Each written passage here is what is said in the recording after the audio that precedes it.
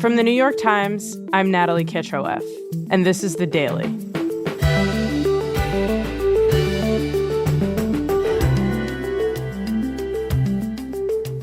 Midway through one of the booziest holiday weekends of the year, we re-examine our love-hate relationship with alcohol. Today, my colleague Susan Dominus on how bad, or not, drinking is for you.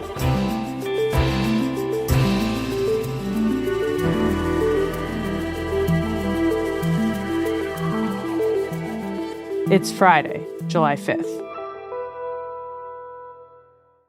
So, you and I are both here to discuss our relationship to alcohol, a topic that I think endlessly fascinates us because for the past several decades, we've gotten conflicting guidance on the benefits and risks of drinking.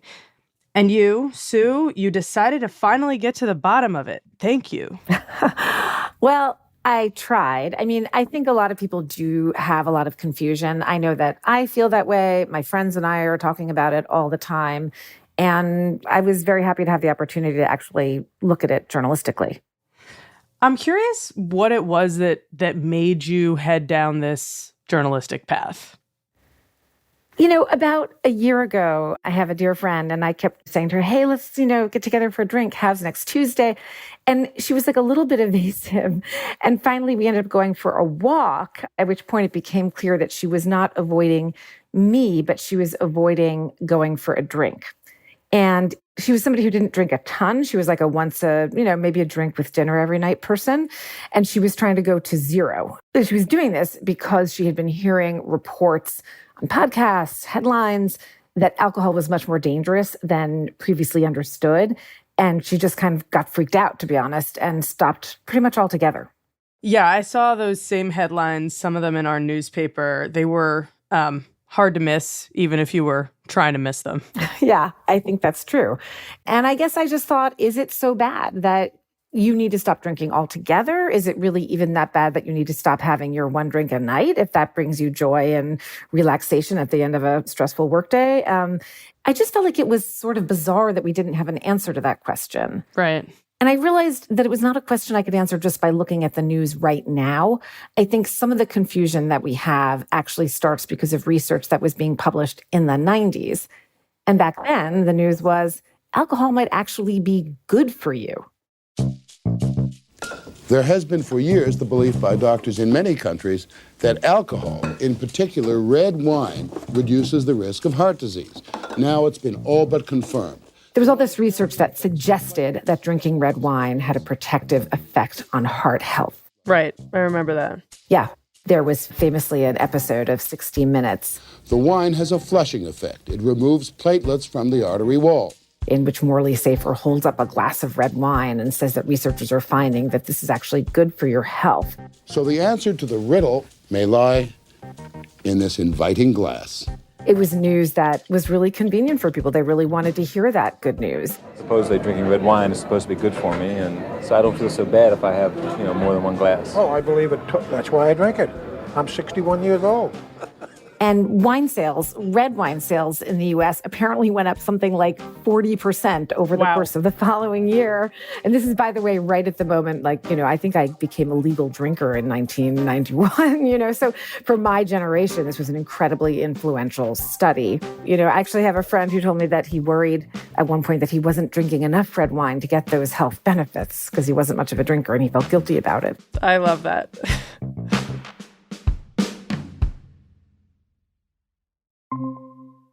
Hi, Sam. Hello. Can you hear me? So while I was reporting this out, I called a researcher in Canada named Tim Stockwell, who has studied alcohol's effects on the body for years. And he was really excited about this research at the time. So I kind of embraced it, really. I thought, isn't this great? We don't have to tell a really negative story and say it's all bad for you. Tim was convinced that basically the research was clear, that this was settled science, and he even chastised in a commentary published in Australia's leading medical journal people who were still denying these health benefits as sort of tin hat conspiracy theorist types. I likened people who were skeptics of the health benefits of alcohol to members of the Flat Earth Society and to people who doubted that men had been on the moon. But clearly that's not the end of the discussion, right? I mean, the narrative starts to change at some point. For Tim, that really started to change not long after he published that commentary, when he got a call from another researcher named Kay Middleton Fillmore. She sounded a bit upset that nobody would fund her work on doubting the protective effects. So I heard her out. Who told him that she had a lot of doubts about this research that he thought was so sound. The idea there were sick quitters. So Fillmore focused on how the data had been categorized in these studies. And she told him that they often included a category of people called abstainers, people who didn't drink, but that this category also included a group of people who drank and stopped. And they didn't take into account the fact that many of the people in this group likely stopped because they were ill. In fact, Tim calls them the sick quitters. So you have this group of non-drinkers that actually includes a number of former drinkers and actually potentially sick former drinkers. That's exactly right. And when you include them in a data set with other non-drinkers, it actually makes people who drink moderately look really healthy in comparison. And this creates the illusion that a moderate amount of alcohol is beneficial. I have to admit that part of me was intrigued, just there was intellectual curiosity. And Tim was unconvinced, but was open-minded enough to be curious about whether he was wrong about all of this. And the two of them actually started collaborating together. And I got totally into it. I remember spending hours and hours and hours. They ran the numbers, and they came out in 2006 with really different results. And they showed that most likely Fillmore was right. And when you did indeed rearrange the data so that the former drinkers were in a different category, the protective effect of moderate alcohol consumption basically disappeared. So I kept pinching myself. Have we really got this right? And to Tim, this was super surprising. So suddenly this settled science is very unsettled. Yeah. Boy, did we get commentaries, and it lit a bit of a fuse. And not surprisingly, the alcohol industry is not so excited about these findings, and they push back. One very specific thing was a call for a meeting where researchers were invited, and Kay Fillmore was invited. A symposium was gathered that was partly funded by an alcohol industry group. And the result of this meeting was to produce a document which basically summarized all the evidence and concluded that there were definitely benefits from drinking alcohol. And they published a summary of the events afterwards, and they concluded that actually moderate alcohol consumption did have beneficial effects. And Kay was mad. She felt like banging her shoe on the table in the meeting because she kept saying, no, I don't agree. That's wrong. So there was a lot of resistance.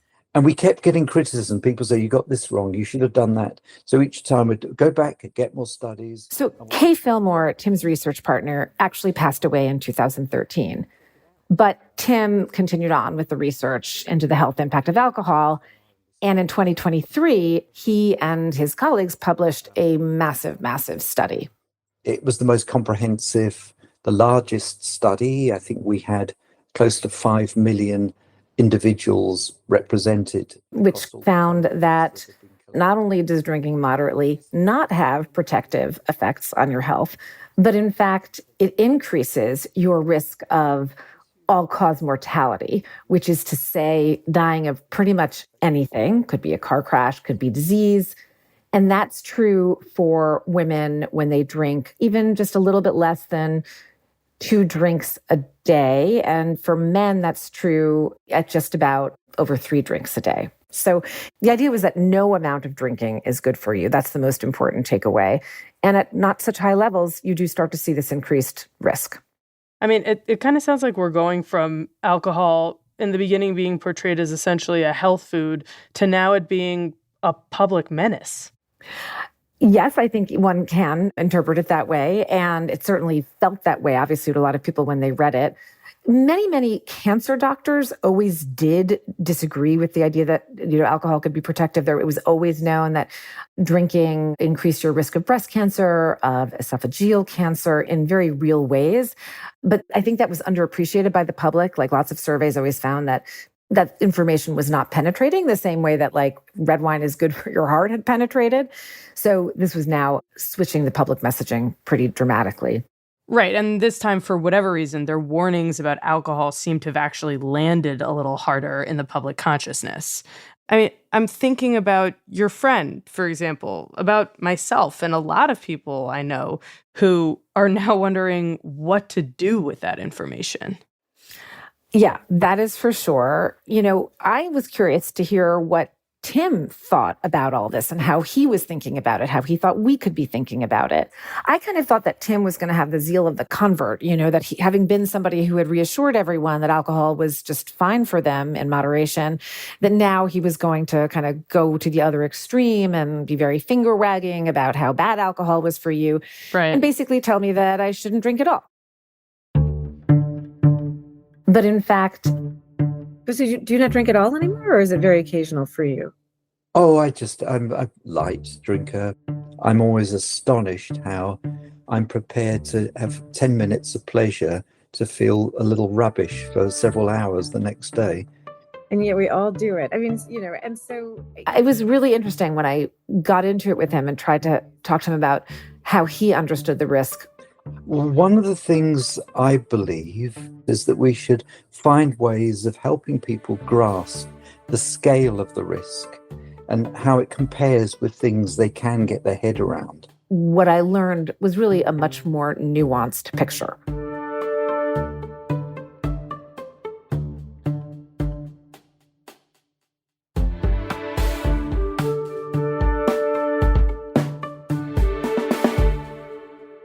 We'll be right back. So this new, nuanced picture of drinking, it sounds potentially very appealing. Tell me what it looks like. Well, I've been thinking a lot in my reporting about how to help people understand risk in a way that is not abstract, in a way that they can grasp and apply to their lives in a meaningful way. And there are several different ways that you can think about risk. So, for example, we often talk about how a certain behavior might increase your risk of a poor health outcome by a certain percent or by a certain factor. And so what does that look like in terms of alcohol? Let's say I drink 6 drinks a week, which I kind of do, versus someone who has a drink or 2 a week.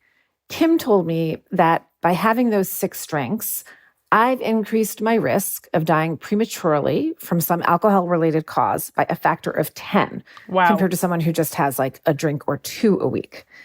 Now, that sounds really dramatic. Like, whoa, I'm increasing my risk of dying from some, alcohol-related cause by 10 times. Right.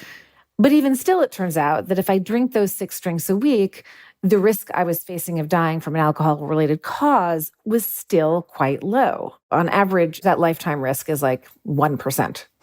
So for me, at this stage in my life, my risk of dying generally is pretty low, knock on wood. And so really any incremental added risk on top of that is going to be quite low as well. Okay, if I'm getting this right, if you drink 6 drinks a week, you are 10 times more likely to die from any alcohol-related cause than someone who drinks less, which sounds bad, but in reality, that just brings your risk up to 1% total, so you're still relatively unlikely to die from those causes. That's right. Now, that number, when you apply it across the population, it really is meaningful, because if many, many people's risk of dying goes up by a factor of 10, that is a lot of people dying. But on an individual level, some people might still find that number reassuring. And there's other ways to think about it on an individual level too, to think about risk that way. Tim told me that you could also look at risk in terms of trying to figure out the amount of time that, for example, drinking a certain number of drinks might shave off your life on average. Like, what does drinking do to life expectancy? Okay, that seems like a great question, and I, for one, really want to know the answer. Basically, he told me that for people who have about 2 drinks a week, they're going to lose on average less than 1 week of their life. For people who have around 7 drinks a week, they're going to shave maybe 2.5 months off the end of their life. Now, when you get to 5 drinks a day, Now you're talking about upwards of 2 years of lost life. All these things, to be sure, are averages. So, it's not like you can take that information and go to the bank. You could be the person who loses many more years of life or weeks of life or months of life, but this is the average. Right. And I mean, if you're someone who's a more casual drinker, you're drinking, okay, 7 drinks a week. That's a glass of wine every night with dinner, maybe. We're talking about 2.5 months of life shaved off here. I'm wondering, Sue, what you thought when you heard that. I was like, great. I was extremely relieved. I thought, I'm not going to, no, I'm just not going to worry about this. If I want to reach for a glass of wine, I'm going to. It's just not something I need to think about in this kind of way. I mean, that's kind of what I was thinking too. Yeah, I understand that. I mean, again, when you take those weeks and you apply them across a population, that is many, many, many, many, many years of lost life across a population. But for you individually, maybe it's not that bad. And that's how I started to think about it until I started to really dig into my own relationship to alcohol. What were the benefits of it for me? What were my own other risks? Risk is very individual. And I myself know already that I am at increased risk for breast cancer because of my family history. So given that I already have an elevated risk of breast cancer, and we know that alcohol consumption is linked to increased risks of breast cancer, do I want to compound whatever risk I already have that's higher than I would like it to be? That actually doesn't make that much sense to me personally. And obviously, alcohol is very addictive. You never know if you're going to become the person who suffers from an alcohol addiction. And obviously, that is something that ruins many people's lives. Right. So you're saying that obviously alcohol is not the only risk that we have. And we kind of have to look at it in context of all the other health risks we have as individuals, which might really complicate things. It's not just those, say, 2.5 months off your life that we're talking about here.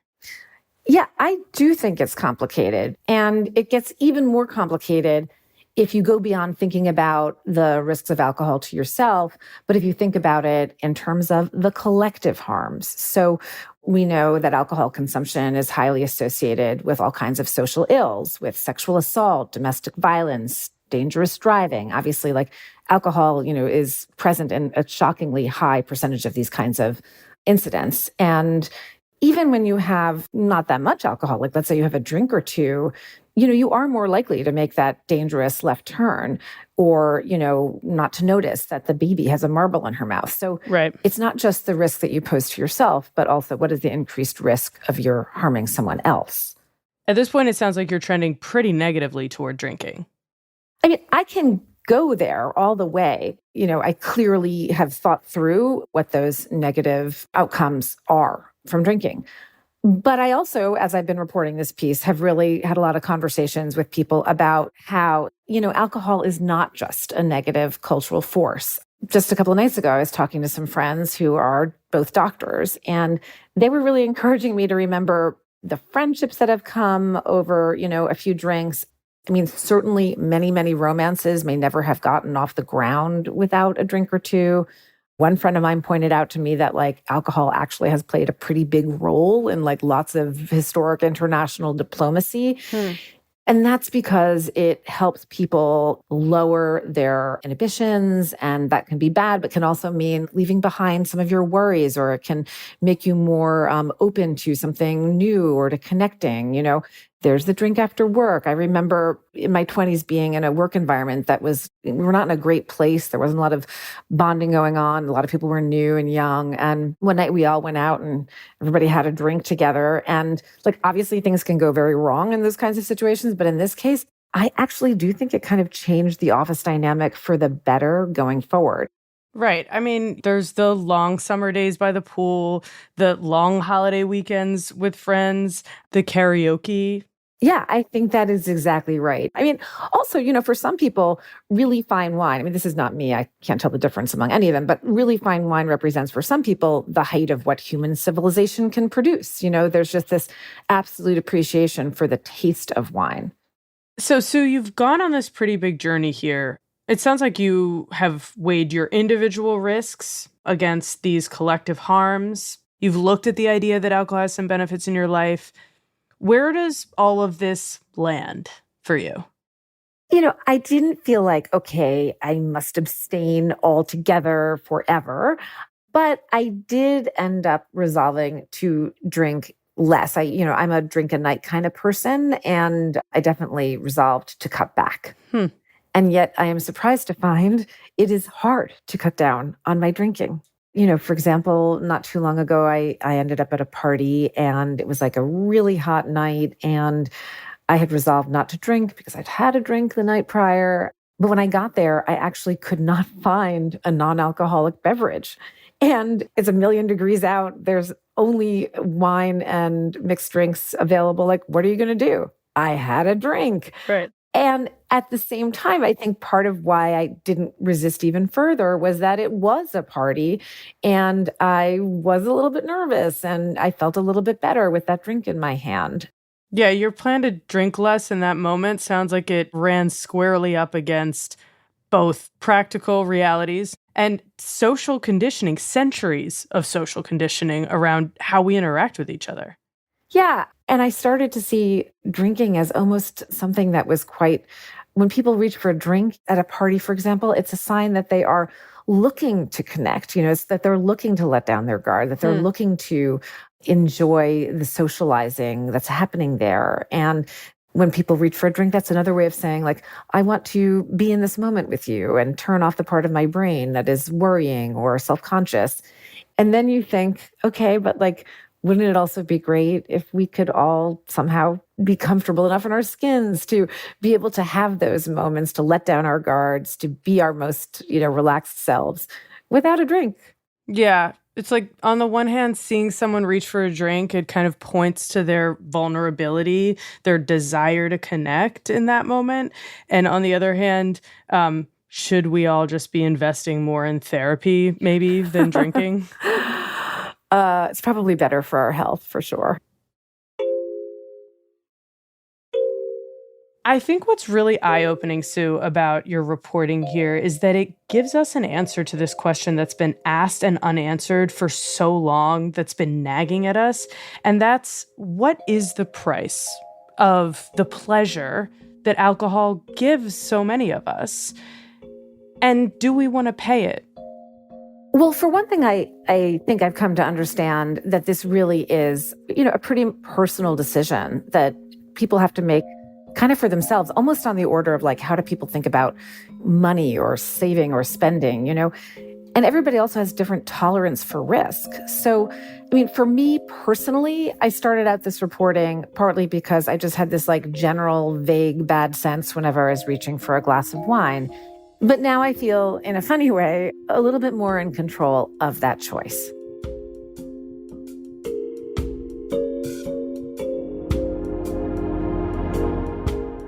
Thank you so much, Sue. Oh, my pleasure. Thanks for having me on the show.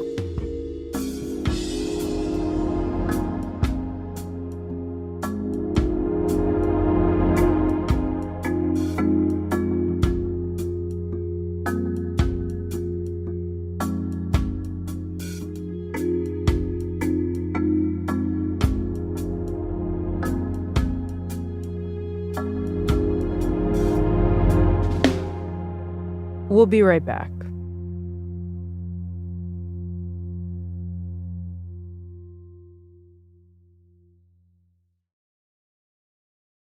Here's what else you should know today.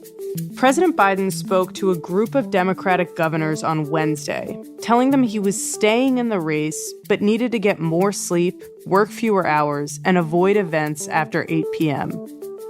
The meeting with the governors was intended to reassure more than 24 of Biden's most important allies that he's still in command of his job and capable of mounting a strong campaign against Trump.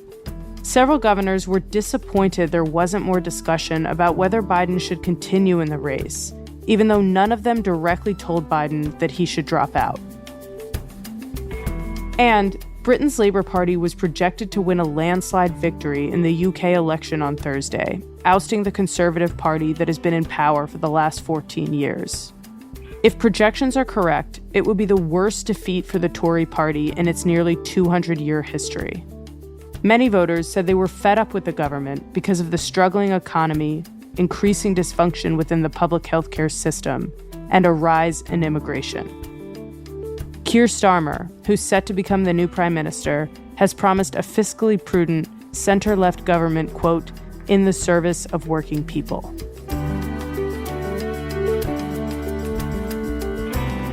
Today's episode was produced by Stella Tan and Diana Nguyen, with help from Alex Stern.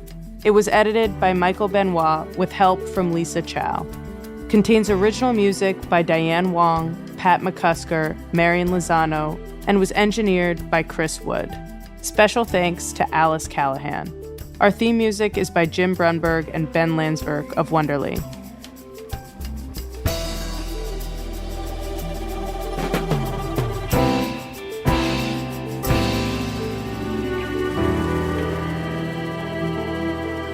That's it for The Daily. I'm Natalie Kitroeff. See you on Monday.